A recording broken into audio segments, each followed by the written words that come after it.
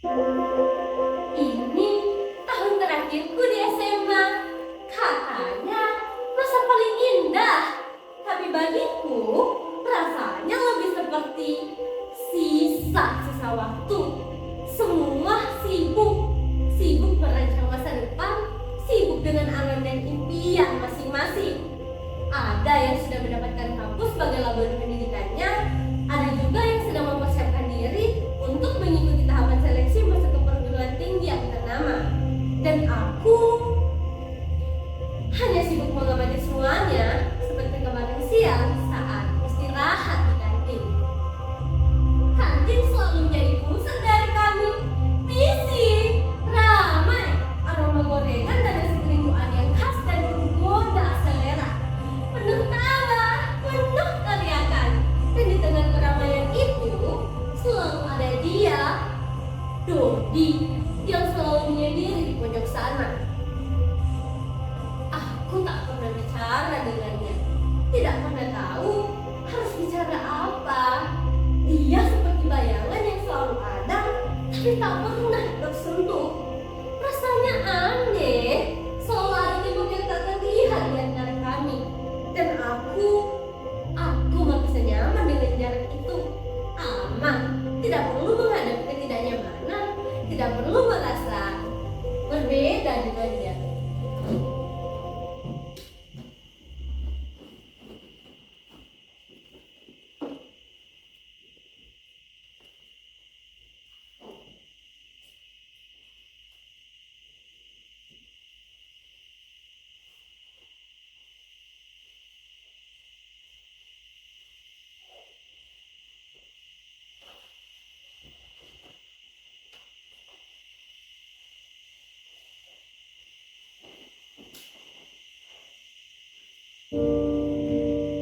Nak Rina, kok malam terus? Nasi kuningnya nanti keburu dingin loh. Cepat dimakan. Ibu sudah pegal di ngelap meja. Ya Tuhan, kok sepi sekali kantin hari ini. Apa anak-anak sekarang sukanya jajan yang aneh-aneh ya? Padahal bumbu nasi kuning ini loh rahasia turun-temurun, resep keluarga. Dijamin enak, tapi ya sudahlah, rezeki kan Tuhan yang mengatur. Cuma kadang ibu mikir, kenapa banyak anak-anak sekarang yang tidak peduli ya? Lihat itu, si Dodi, kakinya pincang, jalannya pelan, mau ke kamar mandi, ambil buku, seringnya cuma mengandalkan si Budi saja. Kasihan kan, anak itu pintar, tidak nakal, cuma jalannya saja yang berbeda. Tapi kok ya sama saja, pada tidak melirik, pura-pura tidak lihat. Ibu ini kadang kasihan loh nak, yang berbeda. Ya sudah, dibiarkan saja. Padahal kalau saling bantu sedikit kan, tidak rugi, ya kan?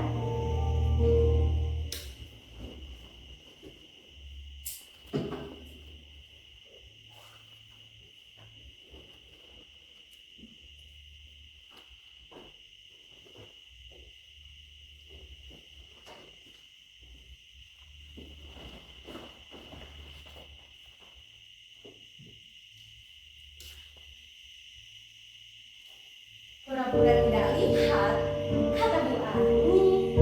Ya, dia benar. Aku juga sering melakukannya. Dodi, dia selalu di sana. Diam, membaca, menggambar, seperti patung yang hidup. Kami semua berlalu-lalang, sibuk dengan drama kami sendiri. Dan dia selalu ada di dunia yang lain. Dunia yang tidak aku pahami. Dunia yang membuat aku tidak tahu harus berbuat apa.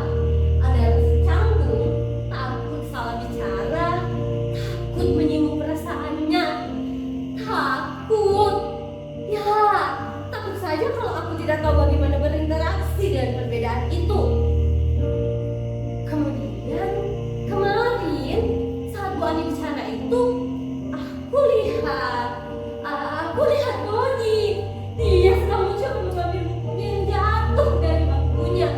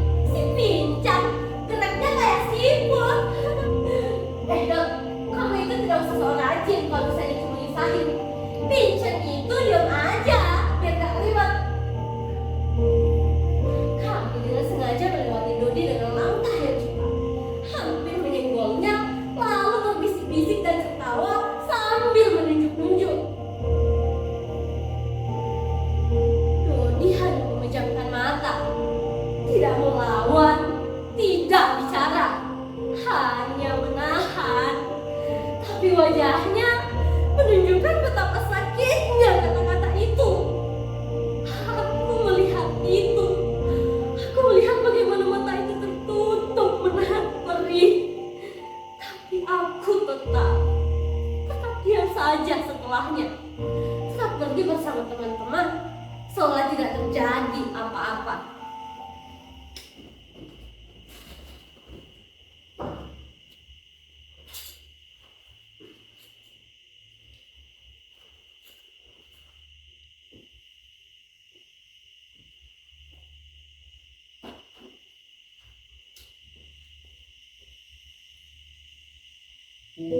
Hari ini sejuk sekali ya. Mama daun-daun di bawah sana menari.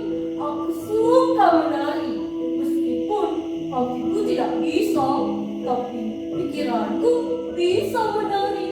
Kadang aku membayangkan bisa melompat, terbang seperti awan-awan itu. Lihat, ada awan berbentuk kuda. Kuda itu isi bergebasan, bukan? Mereka bisa berlari kemana saja. Aku berjalan dengan pincang, tapi itu tidak apa-apa. Dunia ini kan penuh dengan macam-macam warna.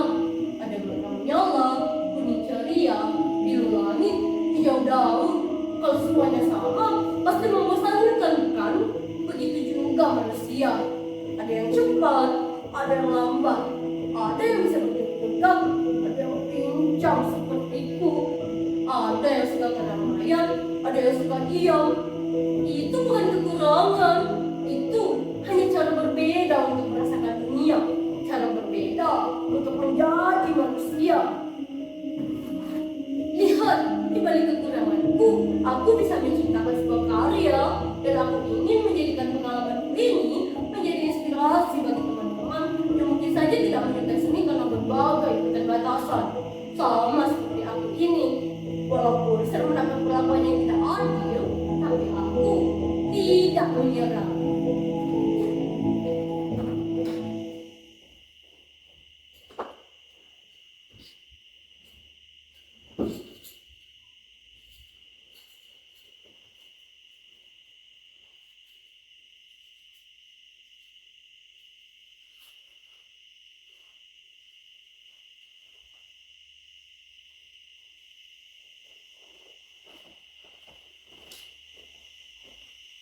Dodi, Bu Ani, mereka berdua ada di dunia yang sama. Tapi aku melihat hal yang begitu berbeda. Bu Ani melihat perbedaan yang harus ditolong. Dodi melihat warna dan memiliki cara berbeda untuk merasakan dunia. Dan aku yang justru menciptakan jalan itu. Aku yang justru melempar kata-kata. Aku yang justru menjadi bagian dari pengabaian yang terjadi di depan mata. Tapi Dodi bilang, itu bukan kekurangan, itu hanya cara berbeda untuk merasakan dunia. Dan Bu Ani dengan segala keluh kesahnya tetap menunjukkan kepedulian yang tulus. Siapa yang benar? Mungkin keduanya, mungkin tidak ada yang salah. Mungkin kita semua hanya perlu satu hal yang sama, jembatan. Jembatan yang dibangun bukan dari tembok-tembok prasangka yang memisahkan, bukan dari curhat ketidaktahuan yang menganga, bukan dari kebisuan saat melihat ketidakadilan verbal, apalagi dari kata-kata tajam yang menghancurkan, tapi dari uluran tangan yang tulus yang berani disentuh. Dari sentimen membuka, bukan menghakimi. Dari kesediaan untuk mendengar, meskipun suaranya pelan, meskipun bahasanya berbeda. Dan dari keberanian untuk bersuara, berdiri, melawan ketika ada yang ingin menghancurkan jembatan itu. Keberagaman itu adalah anugerah, sebuah kanvas raksasa dengan jutaan warna. Dan kepedulian adalah kuasnya, kunci untuk membuka pintu-pintu yang tadinya terkunci oleh ketakutan, kunci untuk membangun jembatan di atas setiap jurang perbedaan.